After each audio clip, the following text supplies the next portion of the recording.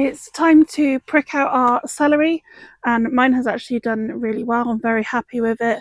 Don't forget they take a long time to germinate from seeds, so if yours aren't looking like this, then don't worry about that. And you can also join in with this grow along a little bit later as well. If this is too soon for you, do check out video 1 or just comment video 1 and I will send you the link to that if you'd like to join in. So all we're going to need for this is some sort of pot, whether that's a cell tray or individual pots, doesn't matter, that's absolutely fine. And then something to help us prick them out. So a spoon or a fork, or this is an old hairpin or a pencil, something like that works really well. And then you're also going to want some peat-free multi-purpose compost.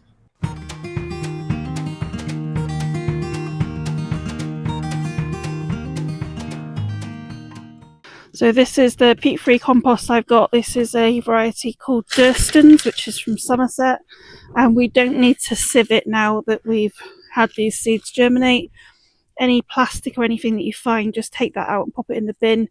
It's usually like food waste bags and things like that. And just fill these cell trays up.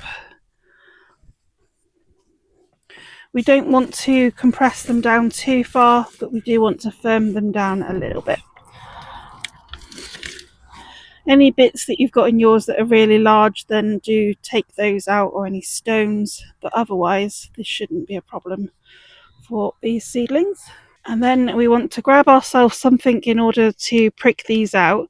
So we are literally just going to work our way under the soil and under the roots, and we're trying to just lift these without disturbing the roots too much. I think this tray might just actually come out. Yeah.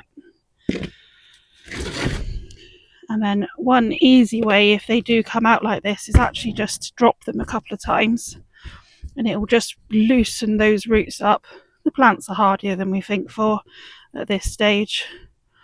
And then we're just going to separate the seedlings as best we can and start moving them into cell trays. So once again, I'm just going to make a hole in each of these.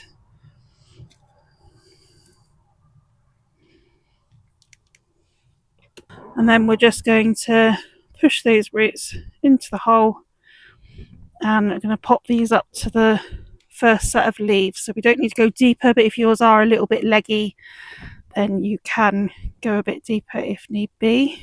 And this one is a huge seedling actually. And then once again, push the roots in.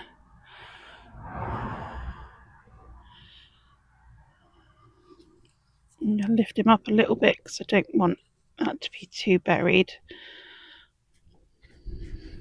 It doesn't matter if a bit of the roots are stuck out the top, they'll just air prune at this stage. If you're not keeping all or most of your seedlings, then you will want to try and find the ones that have done the best. So that can be ones that are largest, that aren't leggy in any way, that the stems are good and strong, and then dismiss any that are really tiny. There we go, that's the first tray done. Don't forget to label each of your trays, and then we're going to water them from the bottom now. And then the rest of my seedlings today are actually going to go into these soil blocks. So just doing exactly the same as I was before, popping them in and pinching the soil together. That's the celery all potted up now and got plenty more space to continue growing. They are looking a little bit sad for themselves, and that's just because they've been moved and they've been disturbed.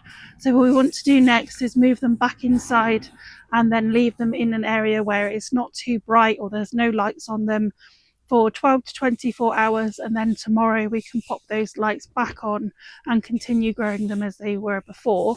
And using our peat-free compost, the amount of time that they're going to have feed is around 4 weeks.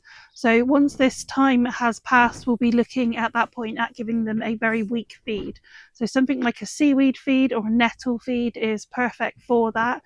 If you want to know more about making your own feeds, then just comment the word feed and I'll send you a video that I've previously done on that as well. At that point, we're just looking at feeding them once every week or maybe once a fortnight, and then very soon after that they are going to go into their final positions. We will next have a look at these when they are ready to start hardening off and then be planted outside.